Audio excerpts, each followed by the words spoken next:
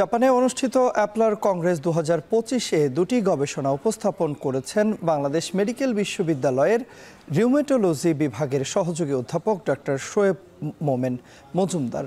Japan থেকে কিছুক্ষণ আগে বিষয়ে বিস্তারিত জানিয়েছেন সহকর্মী মুজাহিদ শুভ। জাপানের এই আন্তর্জাতিক কংগ্রেসে রিউমাটোলজিস্ট ছাড়াও এশিয়া প্যাসিফিক অঞ্চলের 3000-এর অধিক বিশেষজ্ঞ যুক্ত হয়েছেন। বাংলাদেশে থেকে এসেছেন ডাক্তার শোয়েব মোমেন মজুমদার। তিনি রিউমাটোলজির দুটি রোগের বিষয়ে গবেষণাপত্র উপস্থাপন করবেন, অর্থাৎ পোস্টার প্রেজেন্টেশন। সেটির মধ্যে কি আছে সেটি আমরা একটু জানতে চাই। আপনাকে স্বাগত জানাচ্ছি। আপনার কাছে জানবো যে আপনি এই দুটি কোন বিষয়ে কতজন রোগীর উপর গবেষণা করেছেন এবং আসলে কি জানাতে চান পৃথিবীবাসীকে? আমি দুটো বিষয়ের উপরে, এক নম্বর হচ্ছে রিউমাটয়েড আর্থ্রাইটিস, যেটা পৃথিবীব্যাপী এবং বাংলাদেশেও একটা অন্যতম কমন বা খুবই বেশি পাওয়া যায় এমন একটি বাত রোগ রিউমাটয়েড আর্থ্রাইটিস।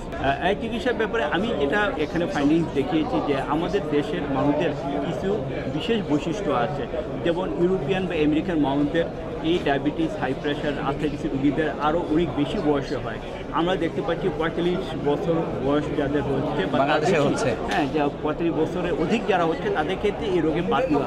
মানে আমরা দেখতে পাচ্ছি ওয়েস্টার্ন পপুলেশনের সাপেক্ষে আমাদের দেশে যে অতিরিক্ত যে কর্মবিডিটিগুলো আছে তাদের আগেই দেখা মিলছে।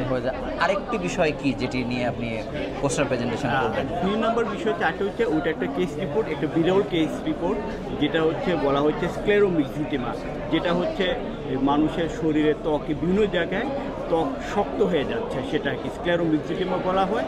যেহেতু রোগটা অত্যন্ত বিরল, সেই ব্যাপারেও আমি এর জন্য এটাকে প্রেজেন্ট করতে এসেছি। কিন্তু এগুলোর চিকিৎসার বিষয়ে কি আপনি বাংলাদেশ থেকে জানছেন নাকি এখানে নতুন কোনো ট্রিটমেন্ট প্রোটোকল নিয়ে আপনি জানতে এসেছেন বা জানতে পারবেন? বেসিক্যালি এখানে আমি যে দুইটা প্রেজেন্ট করতে এসেছি, এই দুইটা নিয়ে তো নতুন কিছু ইনফরমেশান আমি এখানে জানাতে এসেছি। আর এখানে আসার মূল যে কারণটা হচ্ছে ওয়ার্ল্ডের লেটেস্ট যে ট্রিটমেন্ট বা প্রোটোকল বা গবেষণা হচ্ছে সেই বিষয়গুলো সম্পর্কে জানতে আসাটাই এখানে মূল উদ্দেশ্য। এই রোগের চিকিৎসাগুলো আরও কত সহজ এবং আধুনিক আছে সারা পৃথিবীতে বা এশিয়া প্যাসিফিক অঞ্চলে কীভাবে চলছে, তো এই ছিল এখানকার সবশেষ খবর।